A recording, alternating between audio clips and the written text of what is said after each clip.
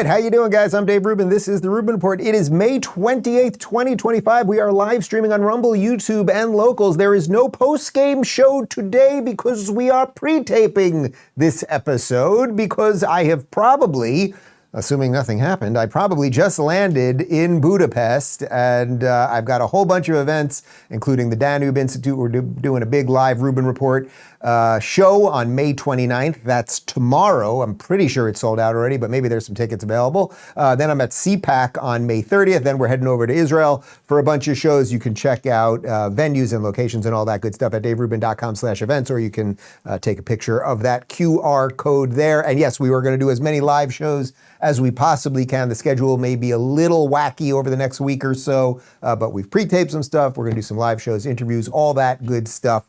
But today is a pre-taped program, just catching up on general craziness. Lots of racism today. We're going to go heavy on the racism, or at least perceived racism in some cases. Some of it's real, some of it's perceived. We'll try to finish up with something a little bit positive, and then you'll all move on with your merry day. How about that? Let's start because, last week, the big story, of course, was that the South African president came to the United States, and the poor man came in there all smiles with his accent and his white teeth.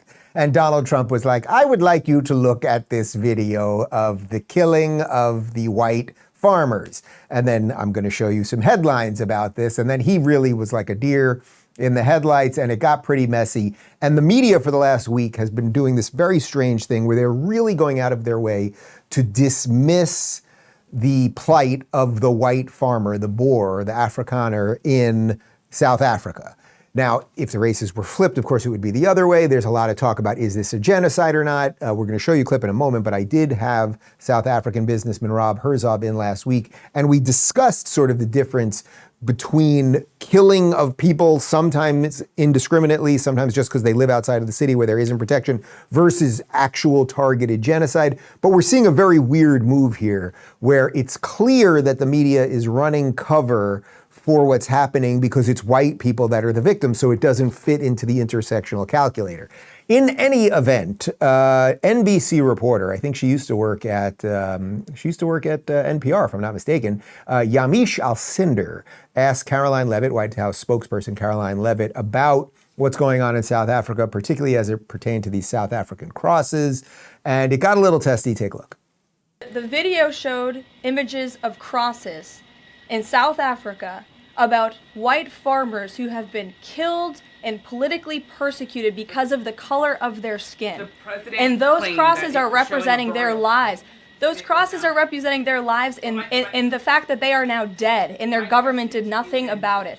Are you disputing that there's no... The fact that the video showed what the president claimed it showed, because it did not show that. But even more, what I'm asking you is who at the White House... No, it did show that. It showed white crosses representing people who have perished because of racial persecution. Verifies the videos that the president shows, and what protocols are in place when there's unsubstantiated information being put out for the world and world leaders to show? Yamiche, what's unsubstantiated about the video?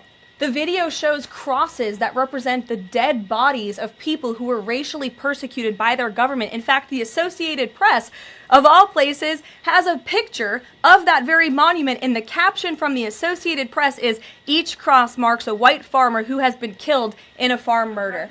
So it is substantiated, not just by that video and the physical evidence that everybody saw on display in the Oval Office, but also by another outlet in this room, the Associated Press. So you should take it up with them if you believe the claim is unsubstantiated, and that's a ridiculous line of questioning. Man, Karoline is just fantastic. Like, just try to think what we were dealing with Corinne Jean-Pierre, now to this girl, and it has nothing to do with skin color or anything else. It has to do with competency. But of course, you can see what's happening here. So, by the way, I do want to correct myself. I said NPR. She used to work at PBS. Now she's at NBC. But she's just a progressive. She's a Democrat pretending to be a journalist. And of course, if those crosses all represented black farmers, they would be screaming about it and calling it genocide and everything else. I'm not even saying, I am not sitting here even after having Rob Herzog in last week, and you should watch the interview if you haven't. I'm not sitting here saying it is a targeted genocide, but there is something going on as it pertains to the white farmers in particular and the government going after white people. We'll have more evidence of that in just a second. That doesn't in and of itself make it a genocide, but this is just a good example of how the media picks a narrative, and if things don't fit the narrative, they got to go the other way. Now, speaking of narratives, let's jump back to Miss Yamiche Alcindor, because you just saw very testy when it comes to dealing with the Trump White House. Connor, do we have perhaps a video that would juxtapose her positioning when it comes to Trump versus when it comes to, say, I don't know, maybe Kamala Harris? What I'm asking you is who at the White House... It did show that. It showed white crosses representing people who have perished because of racial persecution. Verifies the videos that the president shows, and what protocols are in place when there's unsubstantiated information being put out for the world and world leaders to Yamiche, show. what's unsubstantiated about the video? I've talked to Americans from all across this country in all walks of life who are inspired by your story. What's your message to them as they are looking at your journey, especially the history that you are making and might make as the first Black woman and Indian woman to break down this glass ceiling? And even now, of course, making the history that you're making now. We have to go, but you talk about your mother, and what do you think your mother would be telling you in these final days before this election against Donald Trump? Just go beat him. That's probably what she'd say. Yeah, that's my mother. I mean, do you need a more like stark, crystal clear version of what this is? The media did not do their job for 4 years. Everyone loves you. I've been traveling around talking to so many people who love you. What would be your message to people who love you? What would your mom think? Also, the fact she's the first Black and Indian, like I honestly, at this point, I do this for a living. I am still unclear. Is she Black? Is she Indian? Is she half Black, half Indian? I don't care either way. Now they're telling me, I guess she's her parents are Indian and Afro-Jamaican. Who cares? But you see how it is, right? Like, okay, so now let's jump over to The View and CNN. Just how is the media dealing with this issue? Because this issue by Donald Trump, again, Donald Trump understanding how to use media, does this incredible appearance with the South African president. The guy's all smiles. He's like, hey, I love everybody, everything great in South Africa, it's all fantastic. And then Trump's like, watch this video. And it changes the narrative. So now the media is on its back foot, having to run cover for, again, whether you think it's a genocide or not, undoubtedly the racist laws. There are over 140 race-based anti-white laws in South Africa. Fact check me if you'd like. And the killing of largely and disproportionately white farmers. These are facts. Here's some of the media masturbation around that. Mm-hmm. It was false conspiracy theory. One, the fact that the president of South Africa was trying to share was that data collected by white farmers themselves, these are the white farmers, has counted 1,363 white farmers murdered since 1990, which is an average of 40 a year, far less than 1% of total murders. The rest are all Black people. So there's no genocide going on. There's a crime problem. Genocide. There's no evidence that white people are being targeted, and the majority of Afrikaners do not want to leave. They're not a part of the government, Scott. Right. You're taking a fringe movement and you're trying to make it a characteristic. So it is the height of racism. It is the height of racism to say that white people have to be exempted from all violence in any society, and that is what is being said here. If we cannot say, there is no white genocide happening, there is no farm genocide happening, what are we saying? If anybody of one racial group is murdered, then that constitutes a refugee status for that particular group. When the president it's the height of racism. Larry, has been debate over that song, that anti-apartheid chant, right? And for people who don't have a historical context, it does potentially appear more literal. Talk to us about the debate that has happened inside of South Africa with the recognition of how it appears to people when they hear those words. That have been that commonly sung after the end of apartheid in 1994, but it's brought it back again to reanimate the issue of the majority of land in South Africa still being owned by white farmers. Okay, so there's a bunch here. First off, apartheid ended in 1990. So the song, and we're going to get you to the song in just a second about kill the boer, in essence, kill the white guy, The fact that it's back to reanimate the conversation, I don't know, generally songs about killing people, probably not great, especially in a place with a history of racial strife. As it pertains to the numbers, because the blondie, who I always forget her name on The View, and my mom's always upset, what's her name? Sarah Haynes. I just can't get that name in my brain for some reason, because she's just not completely terrible. Sorry, Sarah, you're not horrible enough for me to pay any attention to. The numbers that she's bringing up there, we got some numbers for you, and we go into this with my interview with Rob again if you haven't seen it. White farmers make up 44,000 people of South Africa. That's 0.066 of the population, less than 1% of the population, about 0.5% of the population. So white farmers are being murdered at 1,500% their population, right? So you might say that the amount of these people that have been killed is so disproportionate, not 100%, not 200%, not 600%, not 900%, 1,500% higher than the rate at which, if you just want racial murders to be exactly equitable to the population, you might go, boy, it does seem like they're killing some white people here. Can we get a little kill the whitey chant going here on the Rubin Report on this Wednesday afternoon? Shoot to kill, Kilama. Shoot to kill, Yamasa. Kill the poor, the farmer. Kill the poor, the farmer. Who am I to say whether that song is really literal or not? Shoot to kill the guy over there. He's got white skin. Let's go blow his brains out. Like, again, I'm not an expert in everything South Africa. I am learning a bit on the fly here. But generally speaking, if in America there was, let's say, a white guy singing a song about shooting the black guy, I'm pretty sure the media would not be happy about it. And the media shouldn't be happy if it's a black guy singing a song about shooting the white guy just because he's white. By the way, that video was just from this past weekend, so it is not as if we're going into the archives for this. But here, check out this image. I mean, this is wild. From 2023, this was a Kill the Boer rally. Pretty freaking wild, where that's, let's get whitey, kill, like they're not even hiding it. You might want to just work on some branding stuff so it seems a little less obvious. But on a more serious note, here is my interview with South African businessman Rob Herzog. It's about a minute's worth, explaining how sort of out of control things have gotten in that once great country. South Africa could be Germany in 1933. We have the dangerous populists, not in brown shirts, in red berets, jumping up and down and openly and publicly threatening to kill minorities, especially white people. We have that already. We have a Soviet playbook being pulled out, which is economic genocide, which is already in place, taking as much as you can away from minorities to chase them away or take away what they have, and then signed into law in December expropriation without compensation in law by Cyril Ramaphosa. So this is the farmer portion of this, correct? Well, this is the beginning. And then Cyril Ramaphosa denies that farm attacks are anything different. He says South Africa is a violent society. There are farm attacks. Everybody's under threat. If you live in the townships as a poor person, you're just as likely to be killed. Not true. There are 30,000 commercial farmers in South Africa. There are 3 million commercial farmers in America. If you take 2000 to 2020, the number of South African farmers murdered, not attacks, murders, and there are about 45% of the attacks are murders. Torture and rape are 20% of them. Torture and rape.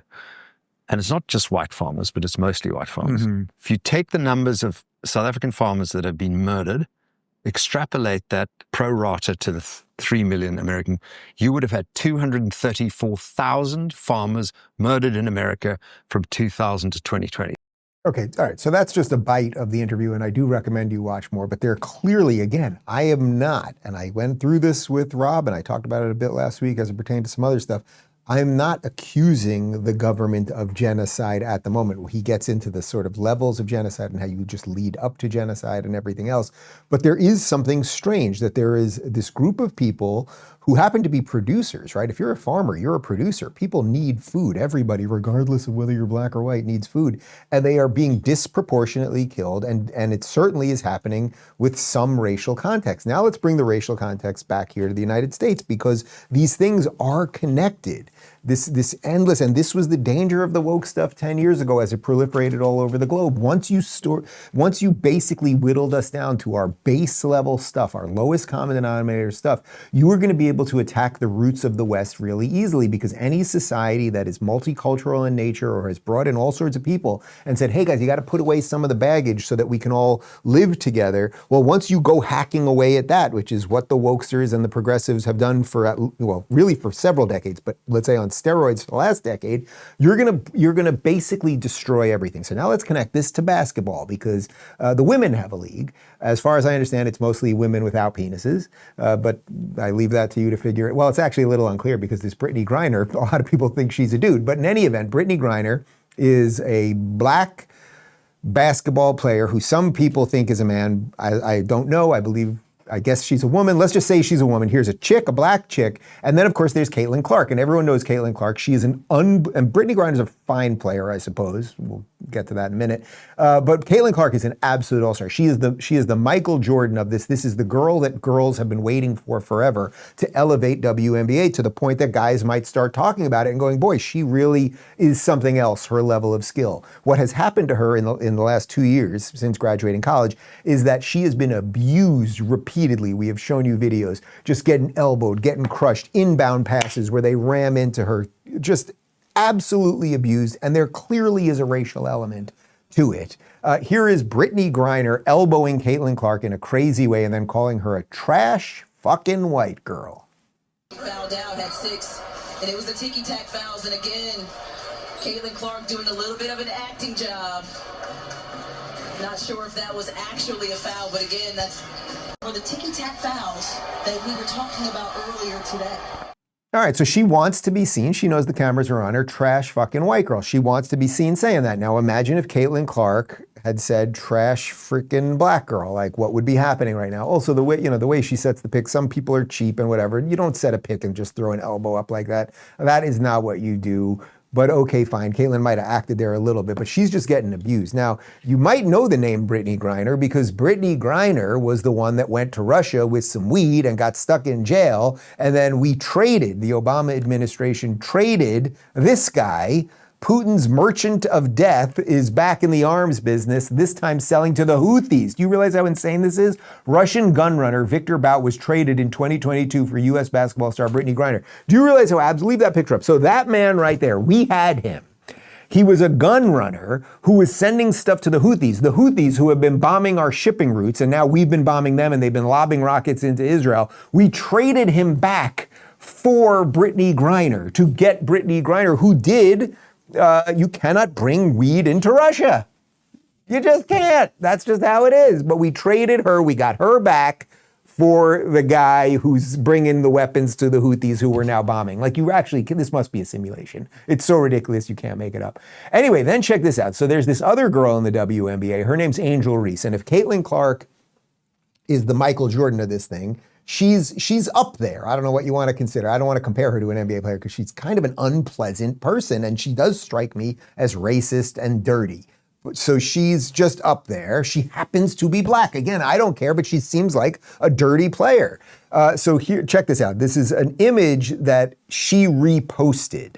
And the implication is, what it says at the top is white, this is how they say girl, G-Y, white gal, G-Y-A-L, running from the fade, like as if Caitlin Clark is basically a pussy, no pun intended, and doesn't want to get involved because she's getting smashed all the time. And Angel reposted that. Fade means to get knocked out. Anyway, we thought it would be fun to show you, for those of you that are like, this is a little in the weeds, Dave, I'm not a big WNBA fan. She must be pretty great, this Angel Reese. You said she's sort of the number 2 there. We have some video. We have some of her highlights. She's pretty fantastic. The bench. Cardoso with the miss. Angel Reese picks it up, what she's good at. Getting another offensive rebound. She says, give me that. How about another? Persistence trying to pay off. Jones gets a piece. Angel Reese won't give up. Jones with another block. I love how hard the announcer's trying. Angel Reese won't give up. She missed again, and she still tried. She missed 17 missed. Look at the persistence of the Angel Reese. As you guys know, in February, I blew out my knee, 15 micro tears in my ACL, MCL, meniscus, had stem cells put in from my own fat on April 10th. 5 weeks later, I was out on the basketball court. And if you missed it, these were the first 5 shots that I took. Give me a bra, call me Debbie. I'm joining the WNBA. Here we go.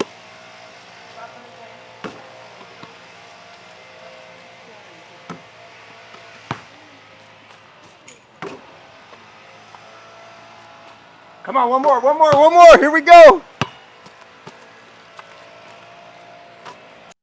I'm not kidding. I'm 49. I'll be 49 in a few weeks. 49, mangled knee. Something ain't right with the shoulder.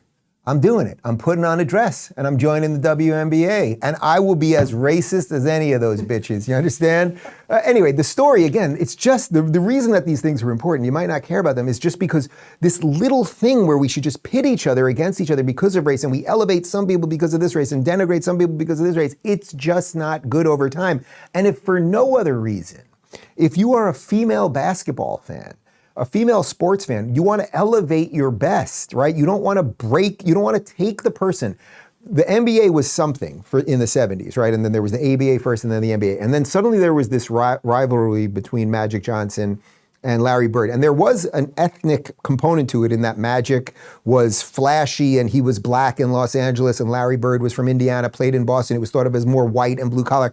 But it was always about who was the better basketball player. And there were plenty of black people who loved Larry Bird and there were plenty of white people who loved Magic, right? But the league then grew in the early 80s because of that. And then what was born out of that? Michael Jordan. And he took it to the stratosphere. So the point is, if you care about basketball, you care about the sport, you should want the best people to be out there, and you shouldn't be like, I want to take out that one because she is of that skin color. Anyway, here's Fox's Kevin Corke saying that nobody is going to watch the WNBA if they don't get rid of this racist nonsense. They've taken it too far. A couple things. First of all, if you're old enough to remember the old Magic Johnson, Larry Bird rivalry, this could be great for the sport to sort of have two good teams, two great players. But I think Reese really has enmity toward this person, and I don't understand why. I think Caitlin Clark has been great for the sport. And if they keep this up, Joey, here's what's going to happen. Players like Reese don't understand. You are killing the game for non-fans. So I'm talking about people just, basketball. Caitlin Clark, I recognize her. Angel Reese, I recognize her. But if you keep taking shots, nobody's going to want to watch that product, and that's the real danger. Right. Nobody's going to want to watch the product because, what do I always say? Wokeism destroys everything. It's like the alien in the Alien movies. It infects the host, and then it bursts out of their stomach, and goo goes everywhere, and it kills everybody on the ship. Let's talk about hearing aids, and then we'll be back. Prices are out of control. Gas, groceries, even basic healthcare. And if you've ever looked into hearing aids at a clinic, you know they can cost a fortune. That's why I'm glad to share today's sponsor, MD Hearing. While everything else is getting more expensive, they've slashed their prices. Their Neo rechargeable digital hearing aids are available for just $297 a pair. That's more than 90% less than clinic prices. The Neo is discreet, comfortable, and delivers great sound. They've even launched their Neo XS, their smallest model yet. I gave a pair to a family member and the difference was immediate. Clearer conversations, no more blasting the TV, and overall better connection. MD Hearing was founded by an ENT surgeon who wanted high-quality hearing aids to be affordable. With over 2 million sold, a 45-day risk-free trial, and recent selection by top Medicare Advantage plans, you can trust you're in good hands. Head on over to shopmdhearing.com and use promo code Rubin to get a pair of hearing aids for just $297. Plus, they're throwing in a free extra charging case, $100 value, just for listeners of the Rubin Report. That's shopmdhearing.com, promo code Rubin. Don't miss it. All right, so let's continue with the racialization of virtually everything. In Rotherham, which is in the UK, it's a largely Pakistani community, and this is to the backdrop of the Pakistani rape gangs. They have a new mayor. Her name is Rukhsana Ismail. Here's a bit on that. Because of my faith and because of my parents' prayers. Deputy Mayor Councillor Harun Rashid and Councillor Taiba Yassin expressed their happiness at Rukhsana Ismail becoming mayor, saying, I congratulate Madam Mayor. This is truly historic. She is our first female mayor in South Yorkshire. Is that Downton Abbey 3? What am I watching? Is that the Dowager Countess? Okay, look, there is a problem in the UK. It is obvious and everyone knows it. If you have a certain type of person from a certain religion that is there to dominate, and they only vote for their candidates. And now the UK, I don't know what the number is, how many mayors, we can try to find the numbers of how many Muslim mayors they have. And it's not a problem in and of itself, unless they're only there to be the mayor for a certain type of person who happens to be in their religion. Do you think that let's put it this way, do you think that the average Brit of 1974 would look at a video like that and be like, this is good for England? Do you think that that's what they would think? And the answer obviously is no. But the real problem there is that they have this massive it's largely Pakistani grooming scandal that has been happening in the UK for decades. And it was systemically covered up by the government because the government was like, oh, those are brown people. They have their own cultures and their own traditions. And they were literally letting them rape largely young girls, but it was young boys too. We have a bit on the Rotherham gang scandal itself, which basically took place from between 1997 and 2013. It involved the sexual exploitation of about 1,400 girls, mostly aged 11 to 16 in Rotherham, UK, by organized groups, primarily British Pakistani men. Abusers groomed vulnerable girls with gifts or drugs before subjecting them to rape, trafficking, and violence. Systemic failures by Rotherham Council, police, and social services allowed the abuse to persist, with warnings ignored since the 1990s due to fear of racism accusations, victim blaming, and cover-ups. The 2014 J Report exposed the scandal, leading to Operation Stovewood, which by 2024 secured 61 convictions. The scandal, part of wider issues in towns like Rockdale, sparked debates on ethnicity, immigration, and institutional accountability, with ongoing calls for a national inquiry. Survivors continue to demand justice for systemic failures. So again, I don't think the average UK person cares if it's a brown person raping a white person or a white person raping a brown person or anything else. But if you're going to go out of your way to be like, oh, those rapists who happen to be from another place and have a different religion and a different nationality and have their own traditions, they're allowed to rape our girls, and we're going to let that happen for decades, and it's going to go on and on and on. Then eventually you're going to create a country of racist people because they're going to be racist against those guys. And also, rape is bad, so don't be for rape. Here is a man explaining that UK police, I mean, this is just so insane, but it's a perfect example of this, and I would connect this to the new mayor you just have to think, okay, is the new mayor going to be going after these guys or not? I mean, where are her allegiances? You just have to think about that. Here's a man explaining that UK police once found a drunk, naked 13-year-old girl with several Pakistanis, and who did they arrest? Well, yeah, the girl. Individual family stories. One of the very first was from a grandfather who rang from Rotherham, who wanted to talk about his granddaughter. 1 month after her 13th birthday, she'd gone to school and then gone missing, and the school had rung her mum, who'd immediately rung the police, who'd said, don't worry, love, she'll turn up as soon as she gets hungry. She didn't turn up that afternoon, that evening, and at 2:30 in the morning, the next morning, a woman on the other side of Rotherham had picked up the phone and dialed 999 because she'd heard a young girl screaming in the house next door. Police had gone round to the house. They found this 13-year-old girl with another young girl. She was almost completely naked. She was blind drunk, and she was with 7 adult Pakistani men. She was drunk and leery.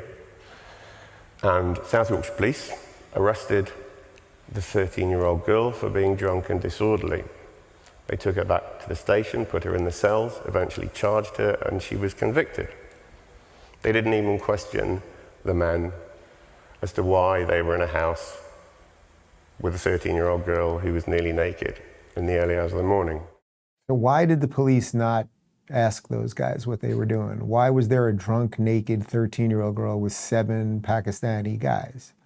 Like, what's going on there? Now, the broader issue here, again, is the systemic part of this. If you were in the police and you're like, uh-oh, I don't want to get called racist, so we're going to arrest the 13-year-old white girl, 14-year-old white girl who's drunk, but we're not going to talk about the guys, well, then you have a real problem on your hand. And the other problem that the UK has, of course, is they've let all of these people in, some of them legally, some of them not, and they're causing all kinds of mayhem all over the place.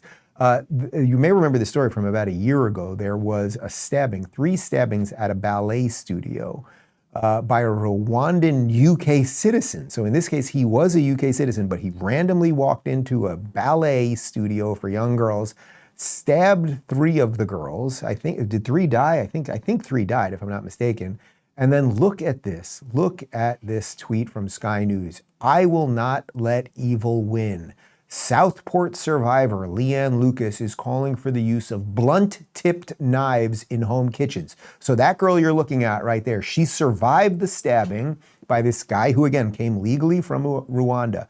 Her solution is not, hey, what's going on with culture? Why are people killing each other? Why did this guy go to a ballet and stab 3 of my friends and leave them dead? It's that we should get sharp-tipped knives out of kitchens, as if that will solve anything. It really is rather extraordinary. The great Thomas Sowell had a quote that I thought would be appropriate for all of this. What multiculturalism boils down to is that you can praise any culture in the world except Western culture, and you cannot blame any culture in the world except Western culture. I mean, that is pretty much it right there. And so much of what we're talking about on the show all the time is just, will the West stand up for the basics? The basics, individual rights, law and order, borders. And then have your traditions and have your food, as I always say, and have your music and all of those things. But what you can have is, I don't know, gangbangs of drunk 13-year-olds. That would be a bridge too far. But we have instituted this. We have instituted this across our systems right here. Let's jump over to Harvard. Scott Bessent, here he is talking about how because Harvard has become systemically racist as it pertains to admissions, because they have allowed the campus to be shut down by people calling for jihad and for genocide, they've stopped students from coming onto campus. You get all that. It has nothing to do with free speech. If those jihadi masked morons wanted to just get out there and say whatever they want while the day was going on and other people could do their business, I would be defending them. I wouldn't be thrilled at them, but I would defend their right to do it. They have taken over campuses. They have destroyed the ability for young people to learn. They've been racist in admissions, everything else. So here's Scott Bessent saying they're going to lose their tax-exempt status, and we may look into the endowments, which I think the Harvard endowment's about $40 billion with a B dollars. Posted actually on social media that they were in the process of removing the tax-exempt status from Harvard. There's been a lot of issues with Harvard, but that's one that comes within your bailiwick. Where is that process right now? The president is moving forward with that, and we're also looking at taxes on endowments. And I think the important thing here, and it goes a little bit back to this Main Street versus the elites, that Harvard, to have a tax-exempt status, there are rules you have to follow. And if you're not following the rules, no one's above the law. So we will see if they're following the rules. It looks like there's a substantial number where perhaps they weren't. And, again, too, Harvard is a gigantic hedge fund. They run a leveraged investment model. So we'll see where all that goes. Okay, so it's super interesting because, yes, he's saying that if you're involved with the federal government, there are basic things you have to follow, like you cannot discriminate against people based on race, right? Like those are basic things, and Harvard clearly has been doing that. They've admitted they were doing it, right? We know that.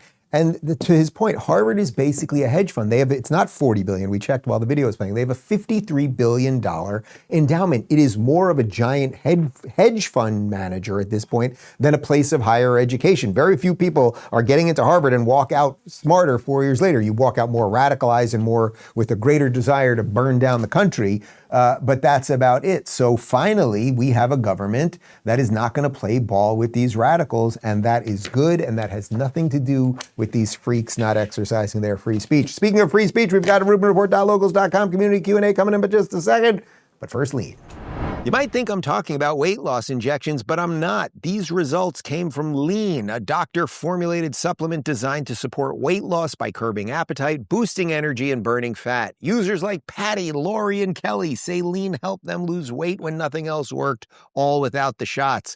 Created by a university researcher, Lean targets the same goals as GLP-1s using ingredients shown to lower blood sugar and support fat metabolism. Get started now with 20% off. Just use code DAVE20 at TakeLean.com. That's code DAVE20 at TakeLean.com. Results may vary. Not evaluated by the FDA. Not a substitute for medical care. All right, Freedom Hawk says, where do you think Karine Jean-Pierre has been hiding and why? Usually a former press secretary would have a gig by now. That's a good question. I think the only gig that she's gotten, we covered it a couple weeks ago, she's going to be the Grand Marshal in the big gay parade in D.C. I think it was in D.C. Can I confirm that? But it was definitely, she's going to be a Grand Marshal. It's a one-day gig, and she's going to get out there. You would have to shoot me and drag my dead carcass to get me to go to one of these parades at this point. New York City. She's going to be there. The New York City Gay Pride Parade. She will be the Grand Marshal. So if you want to go say hi to her and see a bunch of Queers for Palestine exercise their right to freedom of expression, that's where you can go. I mean, I don't think she can get a job because she's not really qualified to do anything. Like, what corporation would be like, I would like Karine Jean-Pierre to represent us on the world stage? Like, I know they want her connections, but actually her connections with the Biden administration, who knows what those are anymore? So she don't have much of a job, She's got fluffy hair, but not much of a job. Olaf says, what's your favorite silly song to sing to the boys? They are really into Yakety Yak right now. Yakety Yak, don't talk back. Yeah, we're really into Yakety Yak and a lot of like 50s kind of like hokey stuff like that. Big on the Yakety Yak. I got to go a little fast here today. Boots says, when will we get another comedy special? Love the Donald Duck and Goofy joke about Disney World. So we released only on Locals. We released my Don't Say Dave. It was at the height of the Don't Say Gay absurdity in Florida. And it was we did about 20 shows, sold them all out. It was a great tour for Don't Burn This Country. And every day I did a mostly different show. I'd say about, the shows were like 50% so somewhat kind of old material or about the book, and then it was 50% what happened in the news that day and just silly jokes and everything. And we took the last show that we did, which was sold out, a couple thousand people in Orlando, massive protests outside as I had Governor DeSantis on, and we aired that one, and that became the comedy special. I would like to do another one. I'm doing a little more. Well, obviously, I'm on the road right now. I'm in Hungary, and we're going to do a little more of that stuff. I don't want to do just straight stand-up. It just kind of seems boring, just having to chase the joke the entire time. But sort of more storytelling and current events with the funny stuff mixed in. I don't know, you might say it's kind of what I do here.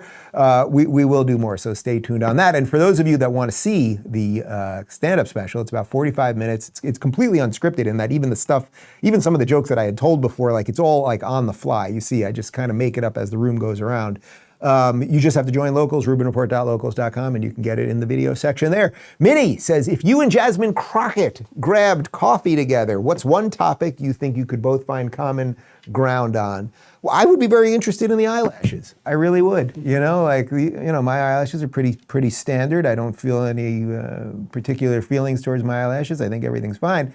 But I would be interested to know, when does a woman say, I need big ass eyelashes? You know what I mean? And I'm not just, like, she went into a store one day, like, let's assume she had normal eyelashes, or average to less than average eyelashes. But then she was like, give me the fucking bananas eyelashes. I want to be known as Eyelash Lady. That's interesting to me. I'd like to talk to her about that. Shelley says, do either of your boys have an obsession with anything?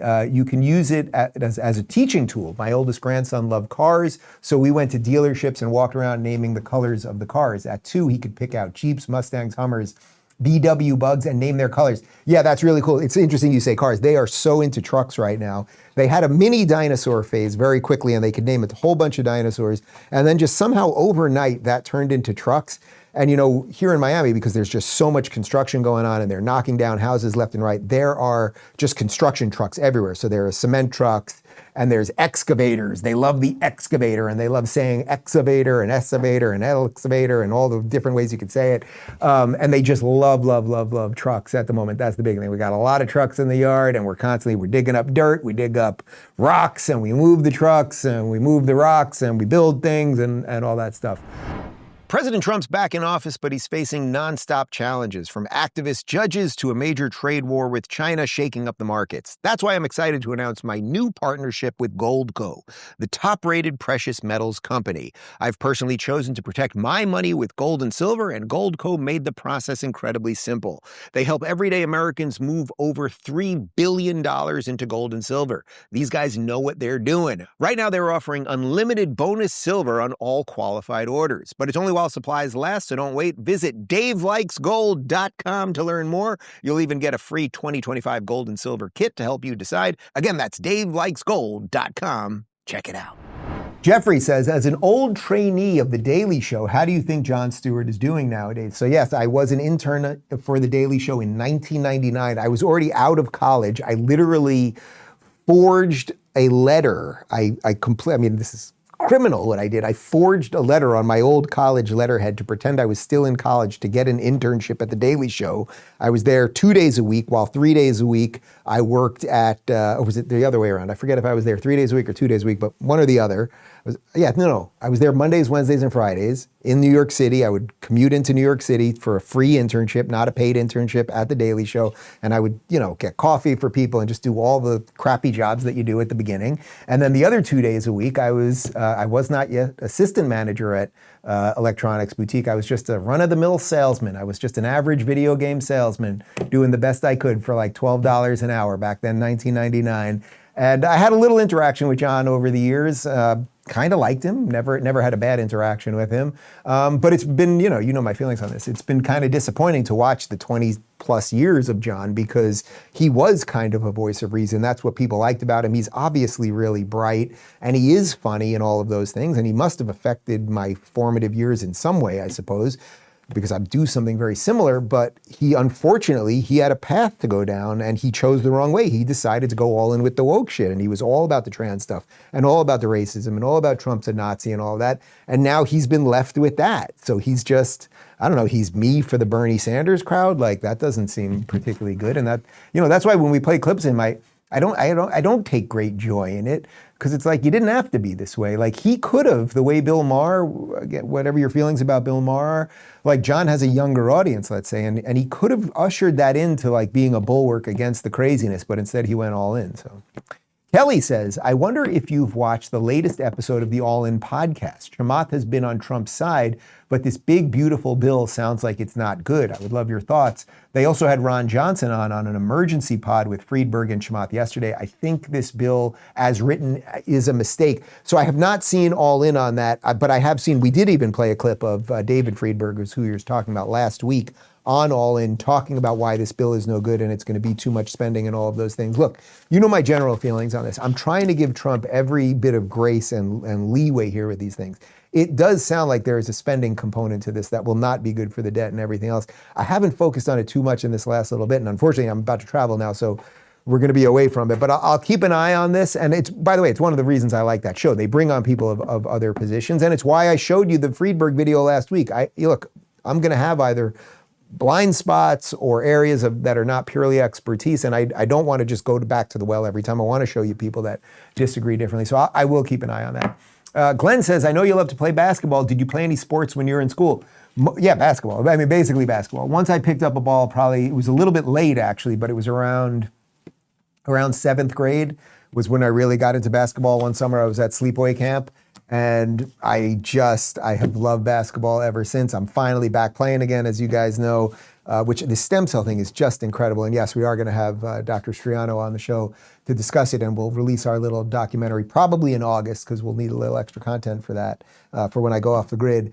But I'm playing again and I love it. It's 3 hours where my brain completely shuts off. There's no politics, there's no cultural nonsense, there's nothing else in my brain except focusing what I'm doing on the court.